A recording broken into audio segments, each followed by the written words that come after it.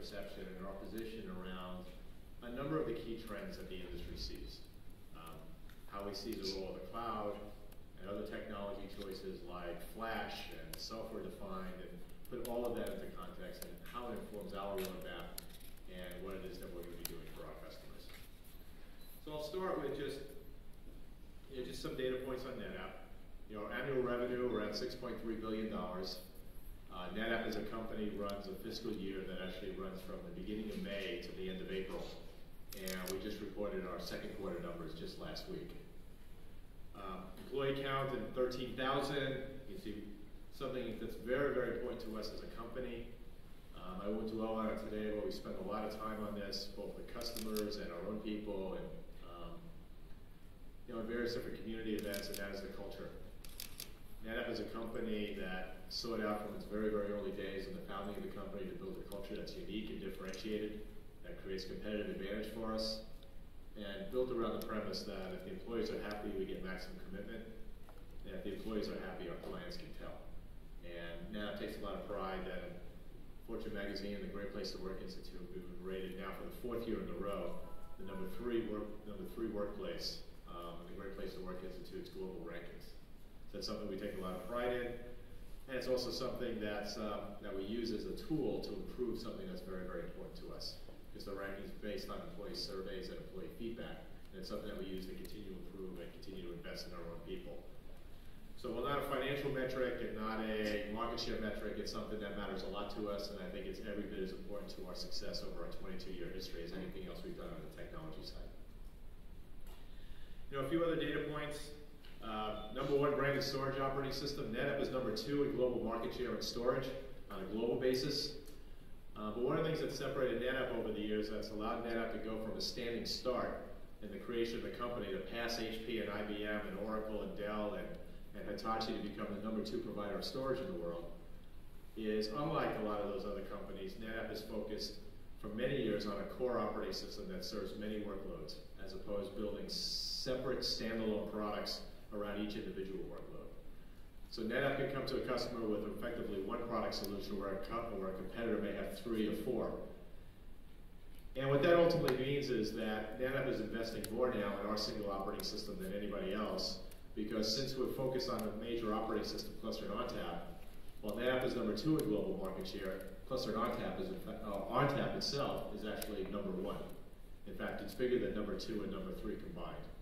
And therefore, our operating system, ONTAP, is getting more investment and more ongoing innovation than any individual operating system of any vendor in the world, even those that are bigger than us. A couple of other data points. We hear a lot about cloud, and I'll talk a bit about cloud today as well. But IDC ranks Netapp as the number 1 supplier of storage to the public cloud. And that's before we roll out some of our other technologies that we announced last week. I'll talk a little bit today, George will talk about in more detail. And then something else is, while Netapp is number 2 in global market share, there are some areas where we're number 1. We're the biggest supplier of storage to the US federal government, where we have over 50% market share. And the biggest geography in the world, where we have number 1 market share, is in fact Germany. So I think hats off to our German team. It's a very, very important market for Netapp.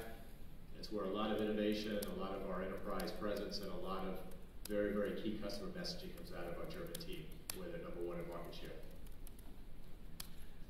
So what I'd like to do is actually make a little bit of a transition and kind of give industry perspective on a number of topics. And if you follow the storage industry or follow IT in general, all of these are top of mind topics today. And what I'd like to do is just kind of give what we see in the industry, what we hear from customers, and I want to transfer kind of our understanding of these technologies, break them down into their core principles about what are they, why are they interesting, what value do they create, and then ultimately translate that into how Netapp thinks about that and how we can utilize these to create value for our customers. So the first one is the cloud. And the thing about the cloud is it's probably the most pervasive conversation to have with customers today. Everybody wants to talk about the cloud, everyone wants to learn about the cloud. And there are several things that are quite clear. And that is the cloud, and by cloud here, there's lots of different cloud models, but to have a true cloud strategy means that you need to extend it to the most extreme case, which is the hyperscale cloud. the Amazons, the Microsofts, IBM SoftLayer, those types of companies. And there's a set of capabilities that those hyperscale players can provide that you simply cannot do with an owned infrastructure, and you can't do with your own private cloud. And what it effectively allows you to do is, what Amazon does is it allows you with zero upfront investment to have access to all the infrastructure you could possibly need on a variable cost basis. And then should you not need it anymore, for whatever reason, you can walk away from that with a limited penalty. And there's no way you can do that on-premise. There's no way that you can deploy 100 or 1,000 servers and run them for 3 months and then walk away.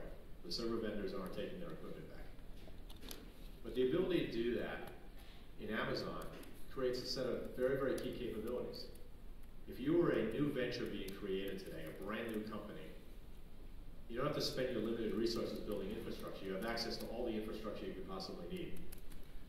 If you were an existing company with a new line of business or trying to bring a new product to market, or you've got a temporary workload that's seasonal around the holidays, or seasonal in terms of test and development, or you want to do scale testing with a lot of servers that you don't actually own, the ability to create speculative workloads and variable workloads in the cloud is a capability that cannot be emulated with on-premise computing, and is a capability that only the cloud can provide. So it's a degree of flexibility, agility. It accelerates the rate of innovation because the cost of failure is that much more reduced. And clearly one of the key use cases we see for the cloud here is basically new, speculative, or temporary workloads. We also see workloads on the opposite end of the spectrum, and that is very low utilization workloads. Workloads that don't have a lot of bandwidth requirement, doesn't have a lot of I/O requirement. And typically that would be archiving or backup. And the cost efficiencies and the scale being created by companies like Amazon are making so that's going to be the cheapest place to store long-term, very low utilization data. And therefore, we firmly believe that ultimately the cloud will be an integral part of any backup or archiving solution, and that's what drove the acquisition of SteelStore that we announced 2 weeks ago. The other side of the cloud, however, is that there are other workloads that have a high bandwidth requirement or have a high I/O requirement, where the economics of the cloud are not nearly so compelling. In fact, we routinely have customers that will say to us that for their mainstream applications that are performance intensive, that they could do that themselves for a fraction of the cost of an Amazon or a Microsoft Azure. And then there's other types of cases where it's not just an economic decision, whether it be a security decision or a regulatory decision, which basically will limit whether data can be in the cloud or not. And the net result of it is it's inevitable that every customer is going to have some combination of on-premise computing in their own private cloud and some combination of outside computing, whether it be traditional enterprise service providers like the big telcos, or whether it be the hyperscale players like an Amazon or a Microsoft. And I think every customer at the end of the day will be some combination of all of those: on-premise computing, traditional service providers, and the hyperscale. And therefore, the customers are all going to be a hybrid, and that's where the term hybrid cloud comes from. It's basically going to be a hybrid of all of those models. And I think the key component here is it isn't enough to say I'm going to have some amount of on-premise computing and some amount of computing in the cloud.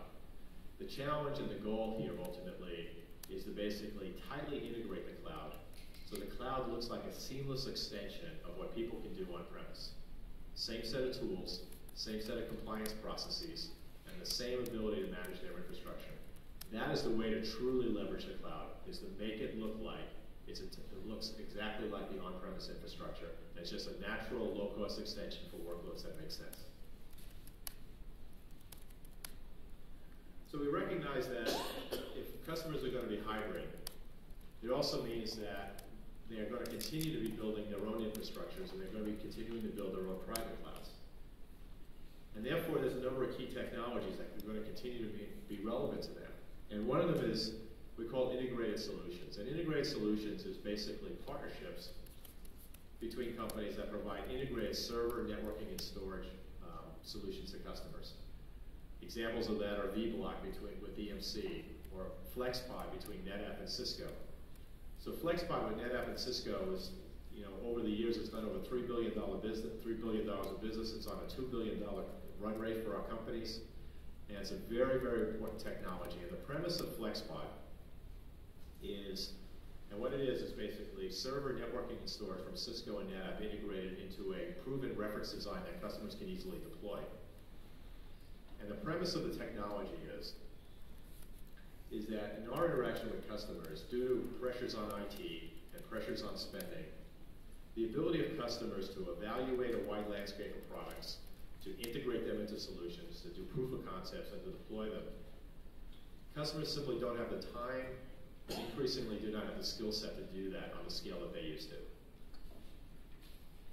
And there was a prevailing opinion 3-4 years ago in this industry that because of that, the server vendors would ultimately make a very, very strong comeback, and that the server vendors would be able to offer integrated storage networking and storage to their clients that's all integrated, and therefore the long-term winners in the storage industry would in fact be the server vendors.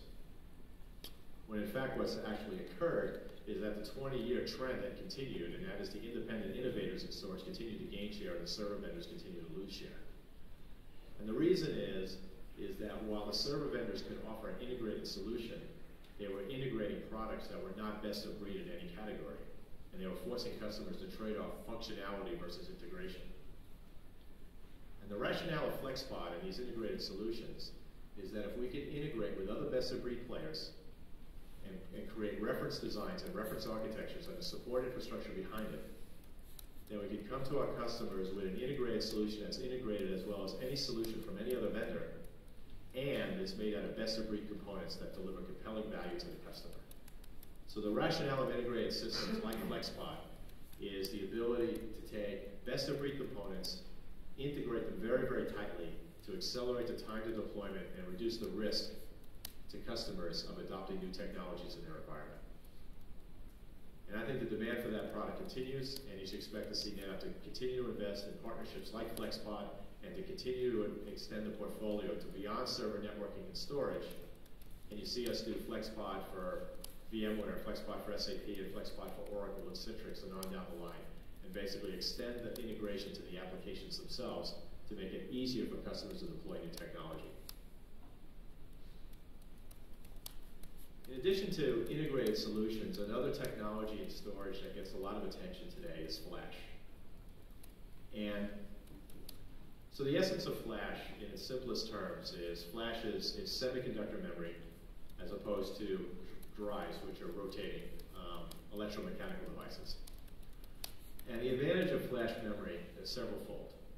One of which is its performance is a lot higher. You can do a lot more I/O to it. Its latency, which means the time it takes to get the first piece of data that you request back, is very, very low. And it consumes very, very little power. The contrary component of flash is that on a cost per bit, basically the cost to store data is actually a lot more expensive than disk drives.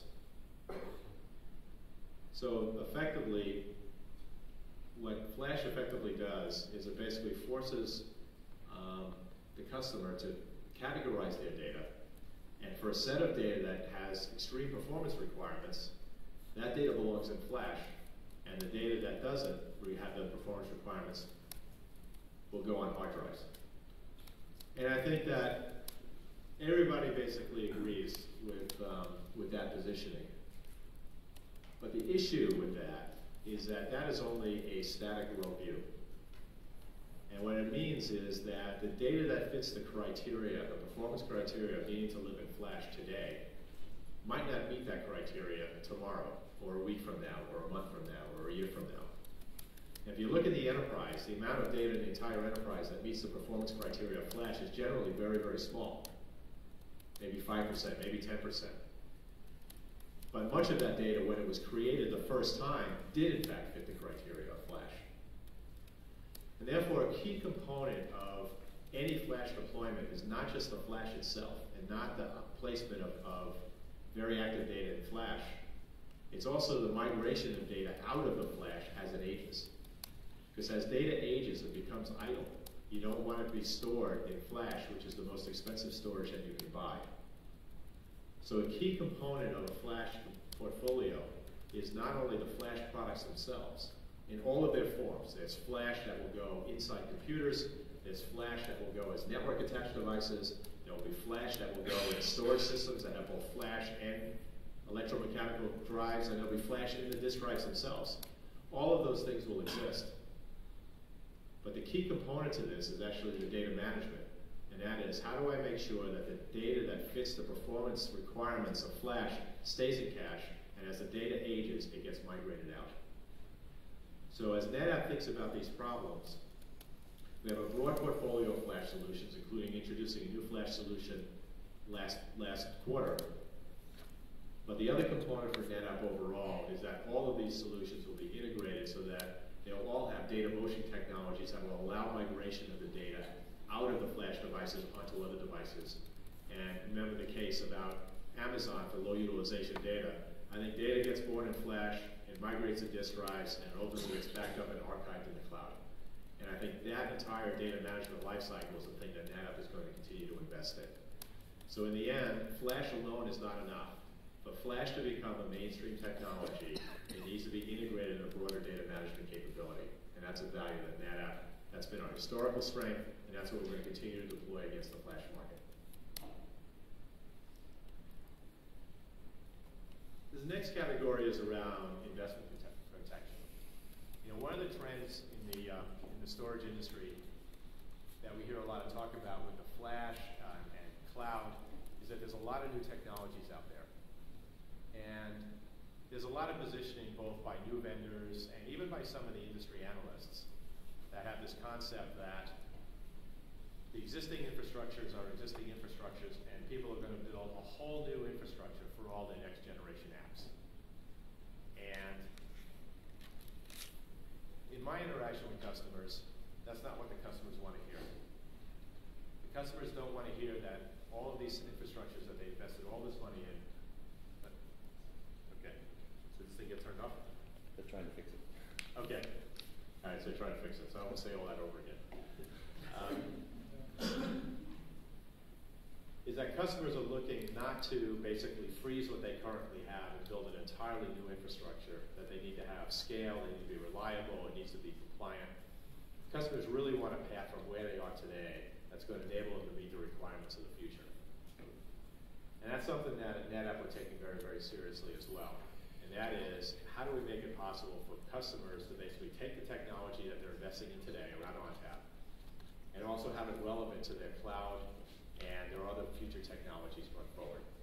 So we hear this talk about Platform 2 and Platform 3 and other terminology in this industry, which basically means that the existing systems get frozen, there's going to be entirely new infrastructure being built.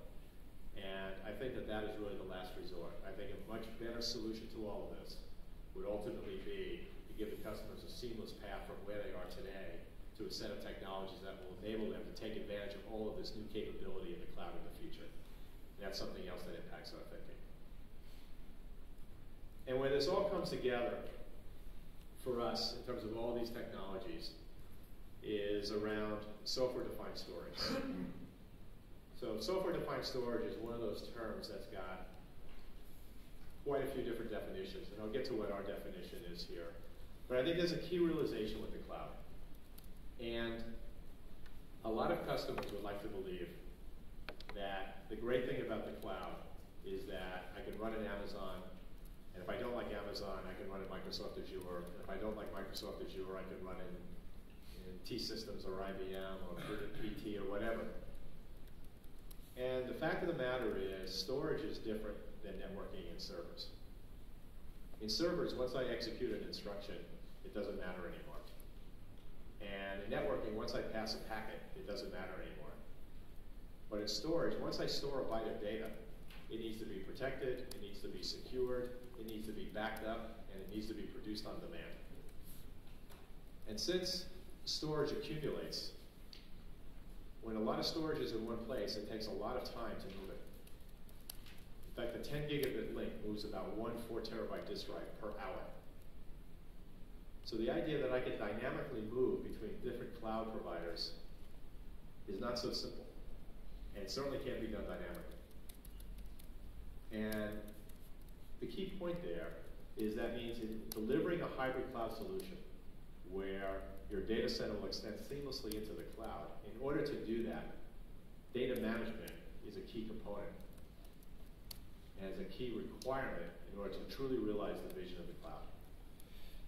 So if I look at the Netapp portfolio, so we currently sell systems today that are based on ONTAP, basically ONTAP full systems. We sell a version of ONTAP that will basically run with the controllers, but will actually run with other people's storage. So if a customer has made an investment in our competitor's storage, we can actually use data ONTAP on top of it to manage it as well. We sell a version of ONTAP that runs as a virtual machine, so it can actually run on no dedicated hardware. We sell a version of ONTAP what we call Netapp private storage, which is actually putting storage that basically connects to the high bandwidth link to the compute farms of Microsoft and IBM and Microsoft. So effectively, you maintain control of your data, but you could use the flexible compute capability and the elastic compute of Amazon. So if there's a workload where you cannot relinquish control of your data, or you don't want to relinquish control of your data, you still have all the flexibility of variable networking and the ability to spin up servers and spin down servers of Amazon, Microsoft, and IBM today. And in that model, since you own your data, you could conceivably run in Amazon. And since you still own your data, you can reboot it and run in Microsoft. And we actually did a demonstration this summer of actually failing over from Amazon to Microsoft. And what enables that is actually owning your data and being able to connect to the high bandwidth connections to their server farm. And that's what Netapp private storage is. And then just 2 weeks ago, we introduced what was known as Cloud ONTAP, which is a version of ONTAP that actually runs in Amazon with all of the functions of clustered ONTAP. So you can actually build in Amazon a logical machine identical to what you could build on premise. So what that portfolio ultimately delivers is, with one set of tools and one set of management, I can manage data, whether it's on my equipment, whether it's on our competitor's equipment, in the virtual machine case, whether it's on nobody's equipment.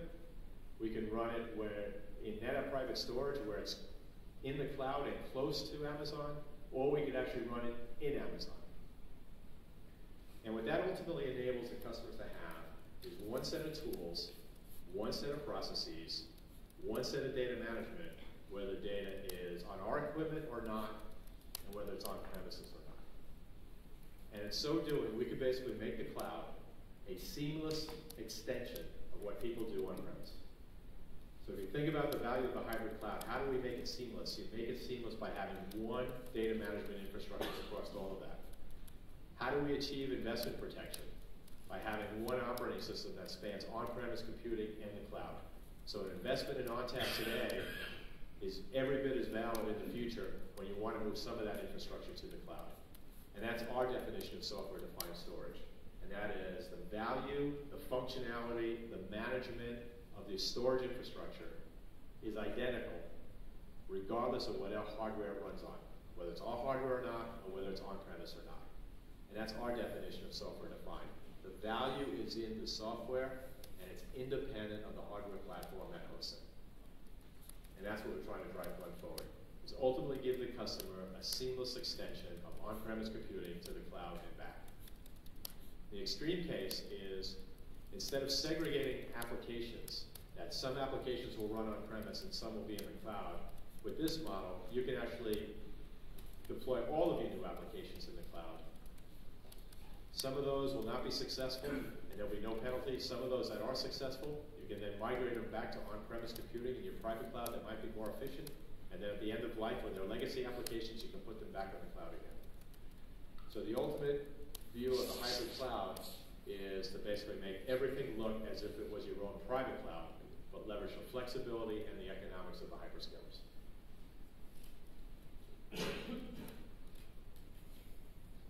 This is kind of a pictorial. There's really one set of data management across all of these different regions. So I just want to wrap up and just kind of give a little bit of sense is that, for Netapp, we're a $6 billion company. We're number 2 in market share. If you follow Netapp closely, and you'll certainly get the briefings over the next few days, we've had a rash of new product announcements. We have storage grid, we have a steel store acquisition, we have flash array on the all flash side, we have on-tap announcements and all of those types of things.